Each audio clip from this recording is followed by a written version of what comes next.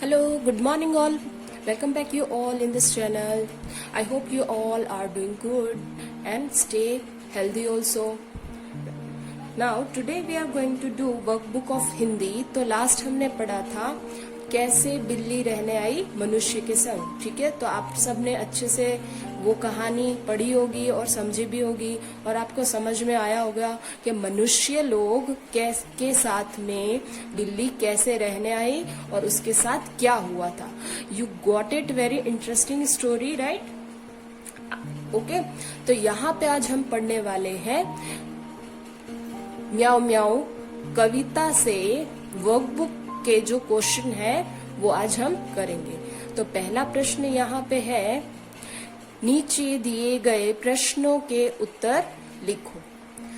तो यहाँ पे कुछ क्वेश्चन दिए गए हैं, यहाँ पे कुछ प्रश्न हैं जिसके उत्तर हमने यहाँ पे लिखे हुए हैं, आज हम वही करेंगे। तो पहला प्रश्न है, लड़की एकाएक क्यों रोने लगी, क्यों रोई, ठीक है। लड़की एकाएक इसलिए रोने लगी क्योंकि एक चूहिया लड़की के पास आई थी। लड़की के पास कौन आया था? चूहिया। तो एकाएक वो रोने लगी, और एकाएक का मतलब होता है अचानक। लड़की अचानक क्यों रोई? तो यहाँ पे हमने उत्तर क्या लिखा है बच्चों? क्योंकि एक चूहिया लड़की के पास आई थी। दूसरा प्रश्न है, चूहिया ने लड़की को कहाँ काटा? तो कविता में लड़की को किसने काटा था? चूहिया ने। लेकिन उस चूहिया ने लड़की को कहाँ काटा था? नाक पर काटा था। और नाक की नोक पर भी हम यहाँ पे उत्तर लिख सकते हैं, नाक की नोक पर काटा था। तीसरा प्रश्न है, क्या लड़की चूहिया से डर गई? हाँ, जैसा कि हमने कविता में पढ़ा, लड़की चूहिया से डर गई। तो हम उत्तर में लिखेंगे ह पे आ की मात्रा हा और ऊपर चंद्र बिंदु हाँ, देन आफ्टर कॉमा लड़की चूहिया से डर गई। चौथा प्रश्न, लड़की को क्या बहाना सूझा? बहाना सूझा, ठीक है। लड़की को चूहिया को डराने का बहाना सूझा। कौन सा बहाना था? उसने सोचा कि मैं लड़की चूहिया को मैं कैसे डराऊं जिससे वो यहाँ से चली जाए और मैं डरना बंद करूं। लेकिन उसी समय उसे एक बहाना सूझा। जैसे हम इंग्लिश में आइडिया बोलते हैं, वैसे उसको एक बहाना सूझा जिससे उसने चूहिया को भगाया और वो खुश हुई। लड़की को चूहिया को डराने का एक बहाना सूझा, और वो कौन सा बहाना था बच्चों? आपको पता ही होगा, म्याऊ म्याऊ की आवाज। प्रश्न 5, लड़की ने चूहिया को कैसे डराया? लड़की ने चूहिया को कैसे डराया? तो यहाँ पे हम लिखेंगे, लड़की ने चूहिया को म्याऊ म्याऊ की आवाज से डराया। किसकी आवाज से? म्याऊ म्याऊ की आवाज से। तो ऐसे ही हमें प्रश्न के उत्तर लिखने हैं, जो पूछा गया है हमें उसी का उत्तर लिखना है। Next let's see question number ख। प्रश्न ख, कविता से समान लय वाले शब्द ढूंढकर लिखो। पहला दिया है सोई और हमने उसका उत्तर लिखा है रोई। अब समान लय वाले शब्द कौन से हैं? समान लय का मतलब होता है जिसके साउंड एक जैसे सुनाई देते हैं, which are the sounding word just like a same. At last we can say, यहाँ पे आप देख सकते हो और आपको सुनाई देगा, सोई और रोई में छोटा सा डिफरेंस है लेकिन सिमिलरली साउंड कर रहा है। तो यहाँ पे समान लय का मतलब हुआ है यहाँ पे कि शब्दों में हमें एक जैसा लय दिखता है या सुनाई देता है। लय का मतलब आवाज, ठीक है, ये आवाज होती है। सोई रोई। अब यहाँ पे दूसरा है घड़ी। तो हमने यहाँ पे लिखा है घड़ी। चौथा बहाना डराना, बहाना, डराना, डराऊं, ब्याऊं। और ये सारे शब्द हमें सिर्फ कविता में से ही लिखने हैं। ठीक है, कहीं बाहर से हमें ये शब्दों का प्रयोग नहीं करना है, कहीं भी बाहर से हमें कोई शब्द नहीं लेना है। ये सारे शब्द हमें कविता में से ही लिखने हैं ढूंढकर। जो सिमिलर यहाँ से हमें दिखता है कविता में, सोई से जो सेम लगता है साउंड में, वो ढूंढ के हमें यहाँ पे लिखना है। अब आता है दूसरा नेक्स्ट प्रश्न, ग, वाक्य बनाओ। अब यहाँ पे पहला दिया है एका एक, एका एक। चूहिया के सामने आने पर लड़की एकाएक डर गई। तो जैसे मैंने आपको यहाँ पे भी पहले बताया था, एकाएक का मतलब होता है अचानक। तो चूहिया के सामने आने पर लड़की एकाएक डर गई। ठीक है, हम यहाँ से कविता में से ही कुछ एक वाक्य उठा के भी लिख सकते हैं, वहां से हम लेके भी लिख सकते हैं। अब हम देखेंगे दूसरा शब्द है बिलक्कर। बिलक्कर का मतलब होता है फूट फूट कर, जोर जोर से। लड़की जोर जोर से बिलक्कर रोने लगी। अब यहाँ पे हमने जोर जोर भी लिख दिया, जिससे हमें पता चले क्लियरली कि इसका मतलब क्या होता है। तीसरा शब्द लिखा है चूटी। चूटी का मतलब होता है छोटा सा बट। अब यहाँ पे वाक्य प्रयोग किया है चूहिया चूटी भर गई। चूहिया चूटी भर गई। चौथा शब्द है बहाना। बहाना मतलब whenever, जब भी हमें किसी को कोई चीज नहीं बतानी होती और उसकी जगह पे हम कुछ और बात बताते हैं, तो ये क्या हुआ, बहाना। ठीक है, लड़की को एक बहाना सूझा। अब यहाँ पे कविता में जो बहाना बताया है, ये बहाना शब्द का मतलब होता है आइडिया। बहाना सूझा, आइडिया आया। पांचवा शब्द है कांपने। कांपने का मतलब हिलना डुलना, बॉडी मूवमेंट्स में हिल डुलना। डर के मारे जो हलन चलन होती है उसको हम कांपना कहेंगे। तो यहाँ पे वाक्य लिखा है हमने कविता से, चूहिया को देखकर लड़की कांपने लगी। तो ये सारे वाक्य हमने जो लिखे हैं वो कविता में दिए गए जो भी शब्द हैं उसकी मदद से हमने शब्दों में वाक्य का प्रयोग किया है। अब बच्चों हम देखेंगे कुछ और वाक्य इन शब्दों से बनाए जा सकते हैं। And now let's try to write down it in notebook. Okay, let's write down. पहला हम लिखेंगे शब्द एका एक।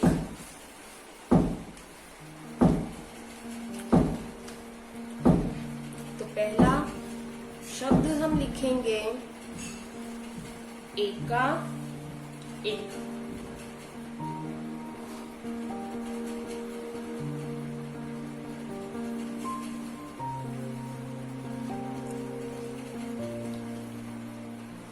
वाक्य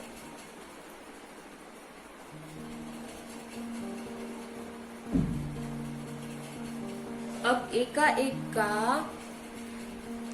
मतलब मैंने आपको बताया अचानक, तो उसी को हम ध्यान में रखते हुए वाक्य लिखेंगे। पहला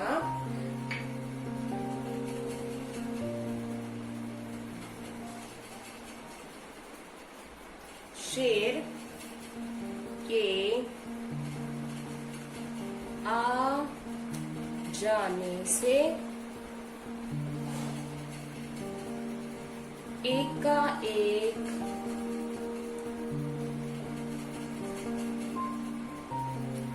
जानवर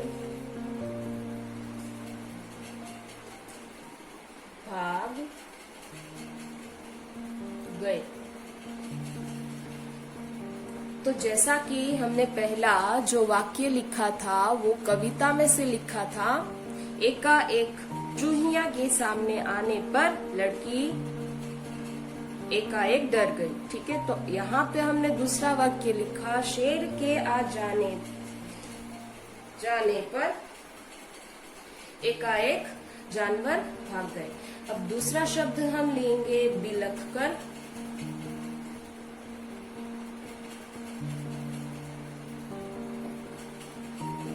अब इस शब्द का प्रयोग हम कैसे करने वाले हैं, let's see in the next sentence.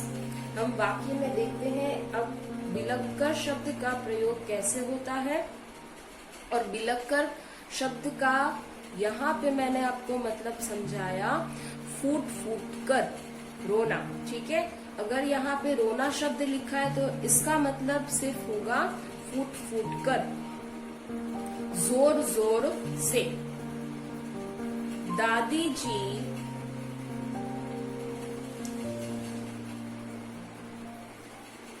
के डांटने पर पिंकी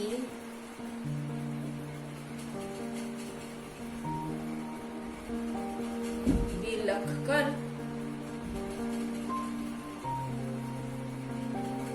रोई। या दूसरा वाक्य हम लिख सकते हैं, टीचर जी के डांटने पर पिंकी बिलख कर रोई।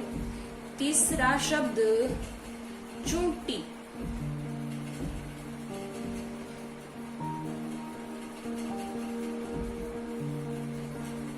बच्चों ने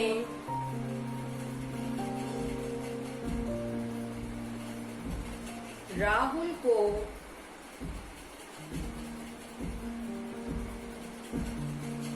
चोटी भरी। ठीक है, जो हमने वर्कबुक में देखा वाक्य चूटी भरी, इसका मतलब चूहिया ने बाइट किया। और यहाँ पे हमारा लिटिल बिट डिफरेंस हो जाएगा मीनिंग में। चूटी का मतलब हाथों से चूटी भरी। ठीक है, चौथा वाक्य हो जाएगा और शब्द लिखेंगे बहाना। पहले हमने इस शब्द का वाक्य लिखा था, लड़की को एक बहाना सूझा। अब हम लिखेंगे दूसरा वाक्य, आज बाहर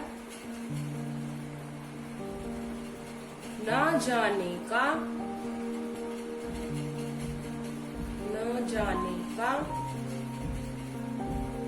कौन सा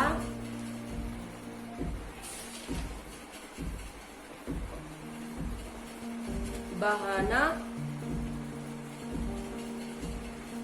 सोचा है। आज बाहर न जाने का कौन सा बहाना सोचा है।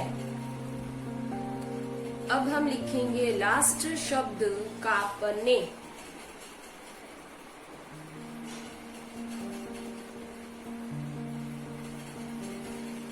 कांपने, तो कांपने का मैंने आपको जैसे बच्चों समझाया, कांपने का मतलब होता है इतना डर जाना जिससे हमारा शरीर थोड़ा थोड़ा सा हिलने लगता है, कांपने लगता है। उस मूवमेंट को हम बोलते हैं कांपने। अब हम इसका वाक्य प्रयोग करेंगे। पहला हमने लिखा था, चूहिया को देख कर लड़की कांपने लगी। ठीक है, डर से कांपने लगी। अब हम दूसरा वाक्य लिखेंगे, सांप को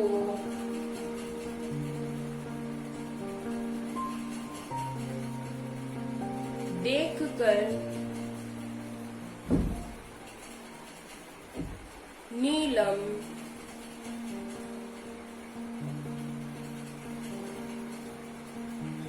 डर से कांपने लगी। ठीक है बच्चों, तो ये हमारे दूसरे और वाक्य एक एक हमने जो लिखे हैं इस प्रकार से है। आप भी अपनी तरीके से कोई भी वाक्य बना सकते हैं, लेकिन अच्छी तरीके से उसका अरेंजमेंट होना चाहिए। Sentence arrangement should be proper. Okay, now we are going to see next question.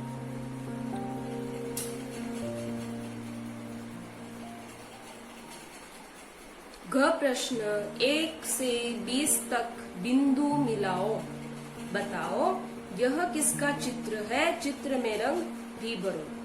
As you can see already, I already drawn some and traced here some lines by joining that dots one by one. So you can able to see, यहाँ पे आप देख सकते हो कि मैंने जो ये यहाँ पे ड्राइंग की है, यहाँ पे लाइंस जो ज्वाइन की है, उससे हमें ये बिल्ली का चित्र मिला। तो ऐसे ही आपको क्या करना है, ज्वाइंट्स करने हैं यहाँ पे और उसके बाद कलर फिलिंग करनी। In next question we are having प्रश्न ड। तो यहाँ पे हमारे पास दूसरा प्रश्न है, कौन किससे डरता है। आपको भी किसी चीज से डर लगता होगा, वैसे ही यहाँ पे जो एनिमल्स के जानवरों के नाम दिए हैं उनको किससे डर लगता है वो हमने यहाँ पे लिखा है। This question is very easy, let's see how to do. पहला है चूहा ब्लैंक से। तो यहाँ पे जो ब्लैंक दिया है, पहले हम क्वेश्चन रीड कर लेते हैं। सेकेंड, बिल्ली ब्लैंक से, कुत्ता ब्लैंक से, भेड़िया ब्लैंक से, हाथी ब्लैंक से, शेर ब्लैंक से और तुम ब्लैंक से। यहाँ पे आप देख सकते हो मैंने आंसर ऑलरेडी लिख दिया है। तो यहाँ से आपको क्या करना है, सिर्फ नीचे वाले जो जानवर के नाम दिए हैं उसको यहाँ ऊपर वाली ब्लैंक में लिखना है। तो चूहा हमें पता है किससे डरता है, बिल्ली से। बिल्ली किससे डरती है, कुत्ते से। ठीक है, तो यहाँ पे बिल्ली कुत्ते से, तो यहाँ पे हम मात्रा में चेंज करेंगे कुत्ते से।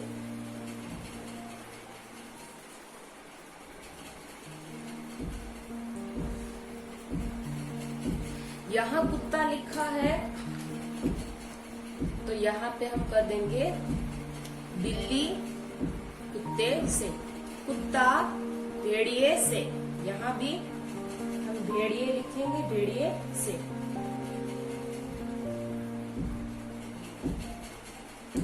भेड़िया हाथी से, हाथी शेर से। अब शेर का यहाँ पे पूछा गया वो किससे डरता है, तो यहाँ पे हमने दो ऑप्शन लिखे हैं। आप या तो यहाँ पे हाथी भी लिख सकते हैं या इंसान से। अब तुम्हें किससे डर लगता है ये आपको इस ब्लैंक में लिखना है। आपको किस चीज से, किस जानवर से डर लगता है, यहाँ से आप सिलेक्ट कर सकते हो ऑप्शंस, या अपनी तरीके से भी आप खुद से लिख सकते हो। अब यहाँ पे हम लिख सकते हैं तुम शेर से। ठीक है, तो ऐसे ही बच्चों आपको भी ये आंसर्स फिल अप करने हैं इसी तरीके से। आपको समझ में आ गया? So easy question. Next question again very easy, just need to tracing line. यहाँ पे दिया है प्रश्न च, कौन कैसे बोलता है, रेखा खींचकर बताओ। You will enjoy this type of question to do, to solve it. पहला दिया है, यहाँ पे हम फर्स्ट कॉलम पढ़ेंगे, देन आफ्टर सेकंड कॉलम।